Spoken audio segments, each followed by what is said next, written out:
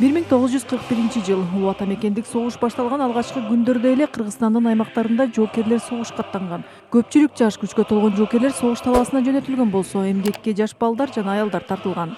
Арабан районунда да талаа иштери кызып, тылда жумушка деп Маңгыт айылынан 5 эмгекке жарамдуу балдар барган. Алардын арасында 12 жаштагы Жалил Мамадалиев да болгон. Бир маалдарда согуш башталып кетип, элибизде эркек адам калган эмес.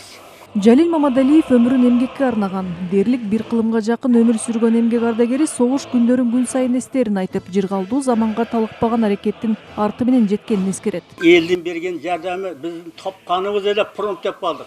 Жалил ата бактылуу балалык курагын эмгек менен өткөргөн. Жаштыгына карабай эл менен кошо пакта, жүгөрү, буудай, тамеки талааларында иштеп, мээнет менен топтолгон бышыкчылыкты согушка жөнөтүп турушкан. Ал дээрлик 5 жыл Улуу Ата мекендик согуш бүткөнгө чейин жумушчу болуп эмгектенген. 1 ай, 2 айдан кийин 41-жылдарда согуш башталып кетти. Согуш башталгандан кийин эркектерди хаммасын алып кетти кышлак Чимхога. Кетменде сууну суудай, апам трактор айдады. Тракторга кароол болуп иштеди кечеги күндүз.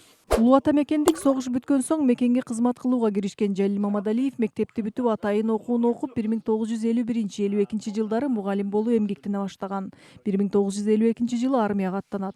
Жоокер катары ал Иракы чыгышта аскердик кызматын өтөгөн.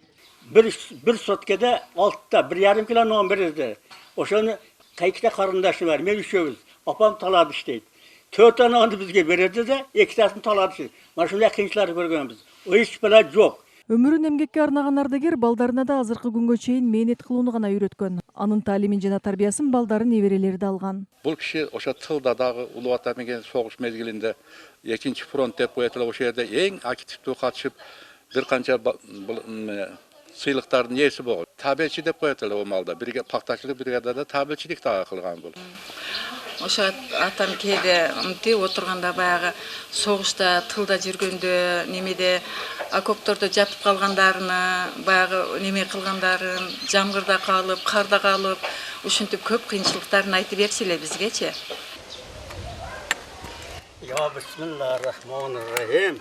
Эмгектин арты менен агарып көгөрүү ар бир доорго маанилүү деп белгилейт ал. Бүгүнкү күнгө чейин 9 баланы тарбиялаган ардагердин учурда 40 небереси жана 38 чебереси бар.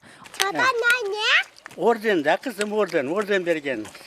Азыркы күнгө чейин 91 жаштагы эмгек ардагери тынымсыз мээнет кылууну да унуткан жок.